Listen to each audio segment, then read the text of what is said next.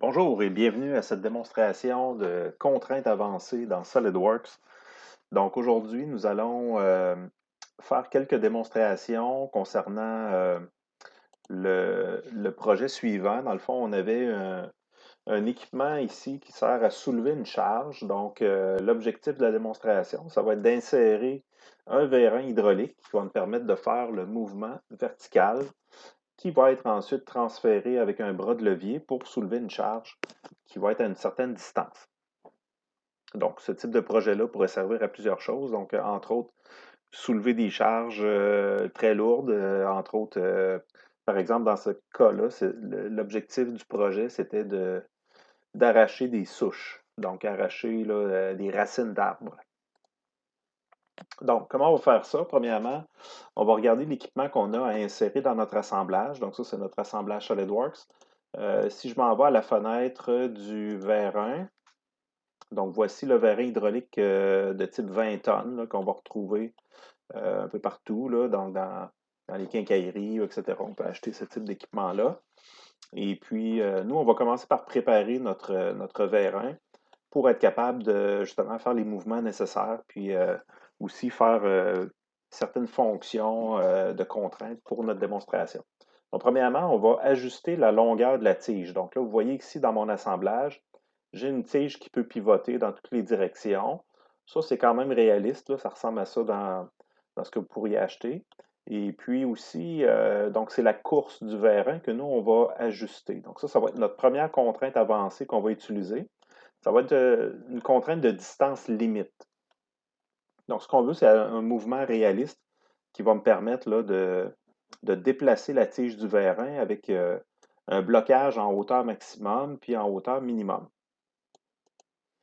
Donc ici, nous, on savait que la tige doit être euh, au minimum à 9,25 pouces. Donc, si je vais rajouter des surfaces de contrôle là, qui vont me permettre d'évaluer les distances.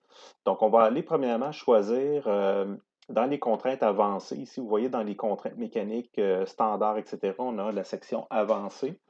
Et on va utiliser la distance ici qui s'appelle, dans le fond, la distance limite. À ne pas confondre avec la distance, tout simplement, qui est juste une mesure, qui n'est pas de mouvement possible. La distance limite va me permettre d'avoir un certain déplacement possible. Donc là, ce qu'on a, la première case ici, c'est la distance présentement, qu'est-ce qu'on a comme mesure. Ensuite, on va devoir insérer dans les deux cases suivantes la distance minimum qui va être à 9,25. Je vais l'inscrire au clavier. Et la distance maximum dans cet exemple-là qui est de 14,875. Donc la distance moyenne, ou par défaut aussi, on pourrait la mettre à une distance de 12 pouces, par exemple, qui est à peu près dans le milieu. Donc, quand je confirme ça, mais avant, il faut que je sélectionne les surfaces. J'allais oublier cette étape-là. Donc, on va choisir la surface du haut d'une pièce et la surface du bas de l'autre pièce. Donc, ça me prend un intervalle comme ça entre les deux pièces. Et si je fais OK là-dessus, je vais avoir une contrainte qui va me permettre un déplacement maximum de 14 pouces, comme ceci, puis minimum de 9,25. Donc, cette distance-là, c'est important de la régler en partant.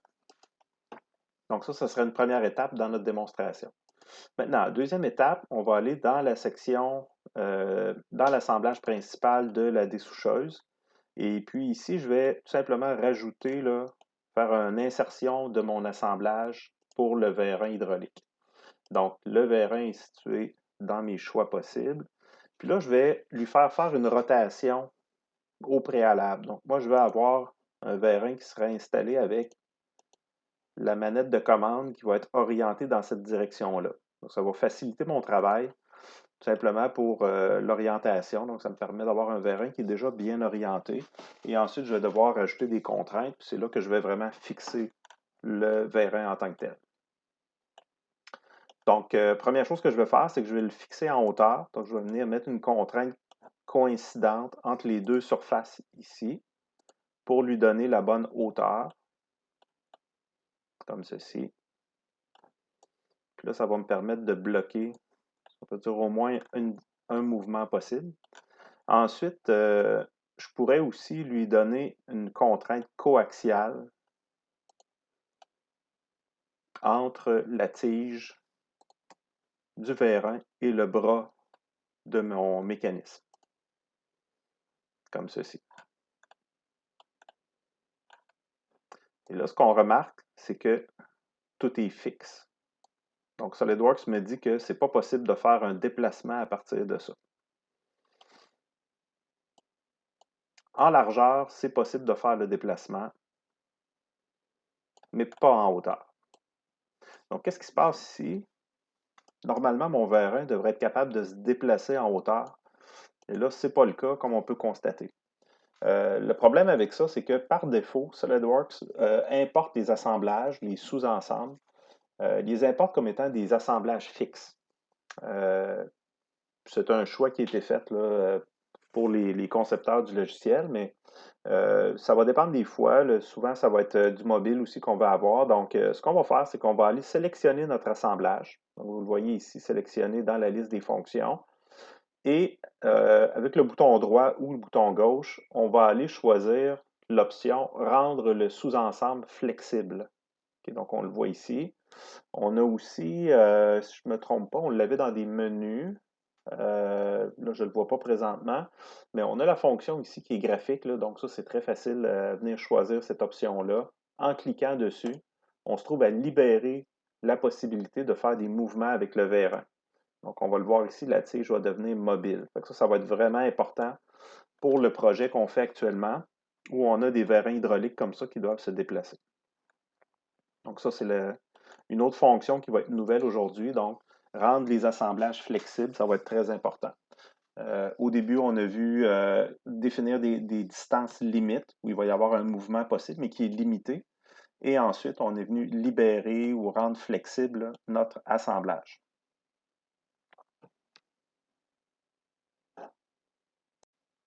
Maintenant, deuxième partie de notre assemblage de vérin, on va définir la position en largeur. Donc, on le voit ici, j'ai comme plusieurs possibilités. L'orientation du vérin n'est pas très bien définie. Puis la raison étant que la tige du vérin peut pivoter, entre autres par rapport au vérin. Puis je n'ai pas fixé la base ici. Donc, on va rajouter d'autres contraintes. Je vais en profiter pour vous montrer une contrainte qui va être intéressante pour certaines situations. Donc, si on retourne encore une fois dans les fonctions de contraintes, dans la section avancée, vous allez avoir, là j'avais déjà une présélection de fait, on va enlever ça. Donc, vous allez avoir l'option glissière.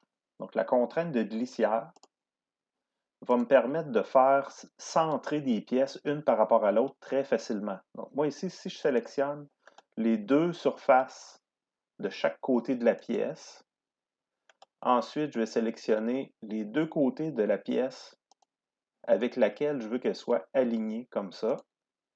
Et ça va me donner un alignement qui va être égal de chaque côté. Donc, un peu comme une glissière qui doit être centrée dans une rainure. Si je fais OK là-dessus, on va voir le comportement là, de mon assemblage. Je vais avoir aucun déplacement possible en fait, j'ai un petit peu de déplacement possible en largeur. Puis ça, c'est nécessaire ici pour mon assemblage parce que lorsque le bras de levier ici va se soulever, il va y avoir un léger déplacement axial, si on peut dire, ou transversal de mon assemblage de vérin. Donc, si on veut qu'il y ait un mouvement possible, on n'a pas le choix de laisser ce déplacement-là. Donc, vous avez vu ici, c'est une contrainte qui permet de rapidement là, centrer des pièces l'une par rapport à l'autre. On fait souvent affaire à des systèmes mécaniques qui sont symétriques. Donc, c'est important d'être capable de centrer rapidement des choses. Sachez que cette contrainte-là peut amener certains problèmes aussi. C'est rapide, mais on vient bloquer beaucoup de degrés de liberté en même temps.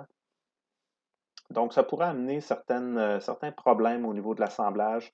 Moi, je vous dirais, on s'en sert souvent pour faire la conception, positionner les éléments, puis ensuite, on va la supprimer pour être capable de réaligner un peu différemment les pièces, parce que souvent, ça va créer trop de contraintes, je dirais, en même temps, puis ça pourrait créer des conflits là, au niveau des contraintes. Donc ça, ce serait une nouvelle fonction aussi que vous allez pouvoir utiliser, là, qui est dans nos contraintes avancées, qui pourrait être intéressante. Autre contrainte que je pourrais faire, je vais aller dans ma liste des contraintes, puis je vais supprimer la contrainte glissière. Je vais vous montrer une autre façon de faire à peu près le même travail. Donc, si on avait, par exemple, une contrainte de type symétrique, Donc ça aussi, ça fait un alignement comme ça qui va être centré, mais au lieu de se centrer sur des surfaces existantes d'une pièce, on va se centrer, par exemple, sur des plans de travail. Donc ça va me permettre, dans mes contraintes avancées, si je choisis l'option symétrique, je vais pouvoir, par exemple, choisir le plan de face de mon assemblage principal et je pourrais dire la surface de mon vérin de ce côté-là et de ce côté-là vont être symétriques par rapport à mon plan de travail. Donc, on le voit ici dans mes sélections. Si je fais OK, ça va vous donner sensiblement le même travail, c'est-à-dire que je vais avoir un centrage qui va se faire de ma pièce. Donc, il n'y aura pas de mouvement latéral qui va être possible, mais j'ai utilisé un chemin légèrement différent. Donc, au niveau des contraintes aussi, si les glissières vous amènent des problèmes, la symétrie pourrait peut-être être un moyen là, de passer à côté de ces problèmes-là. Troisième partie de notre démonstration, je vais vous parler des textures, des couleurs, de l'affichage, donc, et des arrière-plans. Donc, présentement, ce qu'on a, c'est un affichage vraiment de base où les couleurs sont plus ou moins réalistes. On travaille ici avec un fond qui est complètement blanc. Donc, ça permet d'avoir un affichage qui est plus clair. Donc, souvent, pour faire la conception, on peut travailler en mode fond blanc. Maintenant, ça peut devenir un peu difficile pour les yeux avec le temps parce que c'est des contrastes quand même assez élevés. Si vous aimez mieux, vous pouvez changer le fond d'écran. Donc, ça, c'est la première chose. Le fond d'écran, ou eux, ils appellent ça dans SolidWorks la scène. Donc, appliquer une scène différente. Dans les choix présentement qui sont disponibles rapidement, on a les 3 ponctuels fondus qui donnent un aspect, là, je dirais, un peu plus ombré. C'est le modèle par défaut de SolidWorks, c'est lui. Là. Donc, le 3 ponctuels et fondu. Moi, j'aime bien travailler en blanc. La toile de fond qui est plus gris, plus foncé. Donc ça, si vous aimez mieux travailler avec un environnement plus foncé, ça pourrait donner un résultat intéressant. Donc, je vais vous laisser explorer les autres choix possibles, mais il pourrait y en avoir beaucoup. Là. Il peut y avoir des choix de décors plus ou moins réalistes, tout dépendant de ce que vous voulez faire comme présentation. Moi, je vous dirais de travailler dans ces modes-là seulement quand ce sera le temps de faire une présentation là, officielle, parce que faire de la conception avec un mode, avec un décor comme ça en arrière, c'est pas nécessairement intéressant. Donc, si je reviens à ce modèle-là, on a quelque chose qui est quand même intéressant. Et deuxième chose qu'on va faire, c'est qu'on va faire afficher les graphiques RealView. Donc ça, c'est l'accélération graphique qui passe par la carte vidéo. Donc, si vous avez une carte de workstation qu'on appelle, donc une carte qui est faite pour accélérer les graphiques de type dessin technique, là. Pas pour les jeux vidéo nécessairement, bien qu'il y a beaucoup de cartes de jeux vidéo qui peuvent aussi être adaptées pour faire ce travail-là. Donc, nous, sur nos ordinateurs, on a les graphiques RealView qui sont actifs, qui sont possibles d'activer. Donc, si je clique là-dessus, on va avoir une meilleure vue de la pièce, plus réaliste, où on va avoir plus de réflexion. Si je viens zoomer, là, on voit qu'il y a comme une texture dans le matériel. Donc, d'où vient cet affichage-là? On voit aussi qu'il y a différentes couleurs aussi qui ont été insérées. C'est lorsqu'on choisit un matériel, donc le matériau de SolidWorks. Donc, si je viens ouvrir cette pièce-là, on va regarder plus en détail le matériau de cette pièce-là. OK, ça sent bien. Donc, ici, je vais cacher tous les éléments. On peut se placer en mode toile de fond comme ça pour avoir quelque chose de semblable.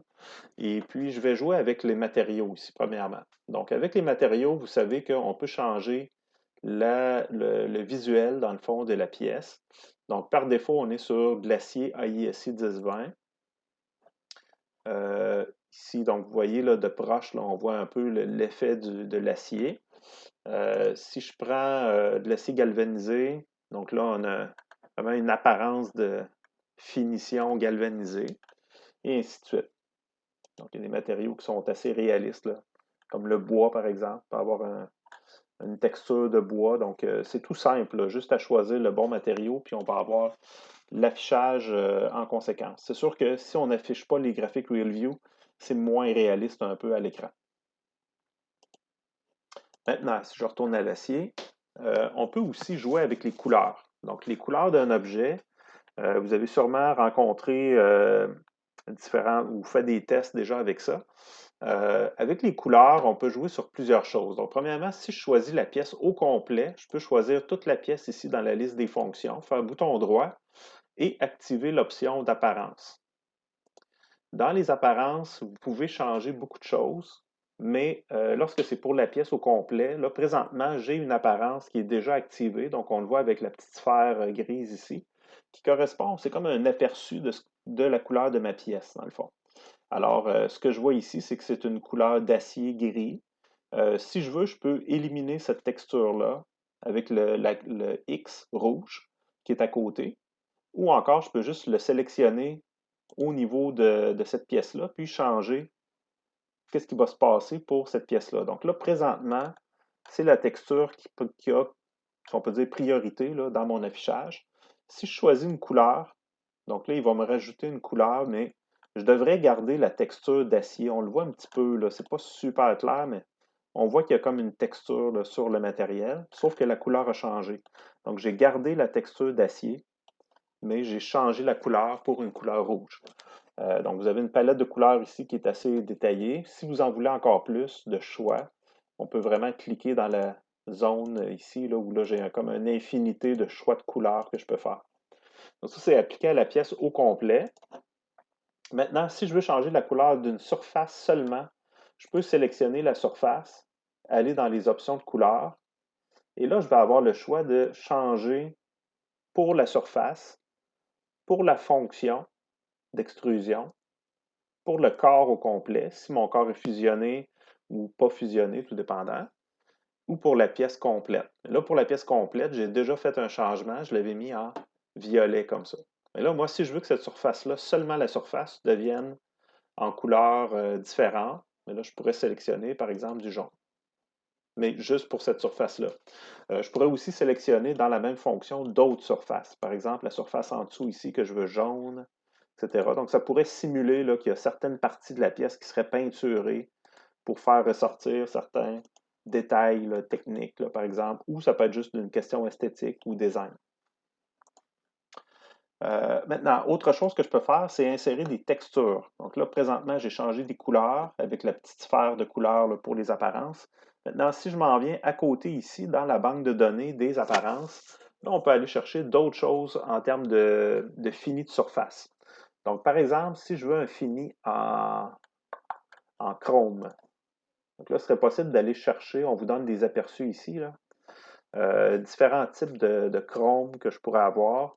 Donc, si je choisis ce modèle-là et je choisis le côté de la pièce, donc là, je peux choisir encore une fois seulement qu'une surface, la fonction, le corps au complet ou la pièce au complet. Donc, je peux choisir ici différentes options. Je choisirai la surface. Et là, ça va me donner une surface qui est réfléchissante, mais dans mon décor, il n'y a rien qui réfléchit. J'ai comme pas de décor en arrière pour réfléchir la surface. On va juste faire un essai. Si je change l'espace autour, je ne vois pas encore énormément de changements. Pourtant, mes graphiques sont bien affichés. Donc, c'est peut-être pas le meilleur design parce que j'ai rien autour là, pour faire une réflexion. Là. Donc, il y aurait des tests à faire avec ça. OK, maintenant, si on choisit autre chose, comme par exemple, dans différents types de plastique ou des matériaux organiques, comme par exemple du jus d'orange. C'est pas, c'est pas un très bon exemple. Supposons les textiles. Donc, qu'est-ce que j'ai dans les textiles? J'ai des tissus qui pourraient être disponibles. Supposons un tissu comme ça sur la surface. Donc, vous voyez, je viens rajouter une texture on dirait que comme un tapis. Là. Donc, vous pouvez vous amuser avec ça, pour aller choisir. Il y a beaucoup, beaucoup de choix là, de textures qu'on peut faire.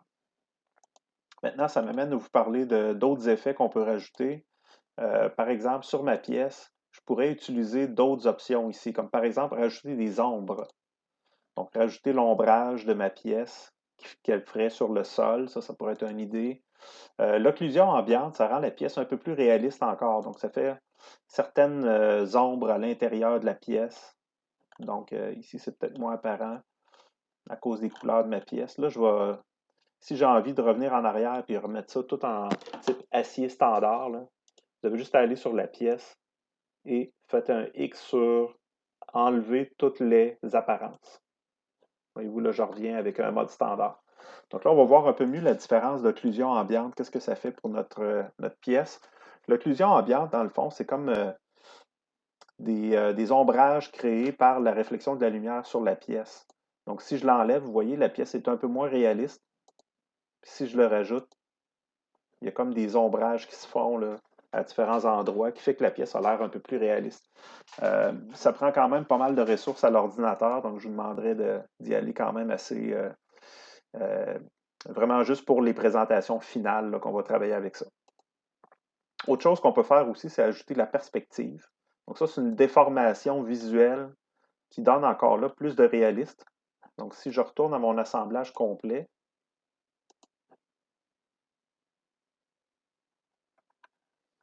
et voilà. Donc on voit que la pièce est un peu plus réaliste ici. Et si je mets de la vue en perspective, ça donne un aperçu qui vient comme déformer légèrement la pièce, sensiblement là, comme si on la regardait avec nos yeux. Donc, c'est un effet de déformation là, très naturel. Mais encore une fois, c'est difficile de travailler en conception avec ça. On essaie de mettre ça juste à la fin. On a un effet aussi qui s'appelle dessin animé, qui va changer légèrement l'apparence de la pièce pour que ça ait l'air un peu style cartoon. Donc, ça donne une allure un peu plus spéciale, on va dire. Donc, vous pouvez combiner tous ces effets-là là, pour venir chercher vraiment quelque chose qui va être à votre goût au niveau de la présentation, que ce soit plus réaliste, etc. Donc, les réflexions, les textures, etc. Il y a beaucoup de choses qu'on peut faire. Euh, Puis on peut s'amuser là, à faire différents essais avec ça. Donc, je pense que je vais terminer ma démonstration là-dessus aujourd'hui. On se reparle bientôt pour explorer d'autres fonctions du logiciel.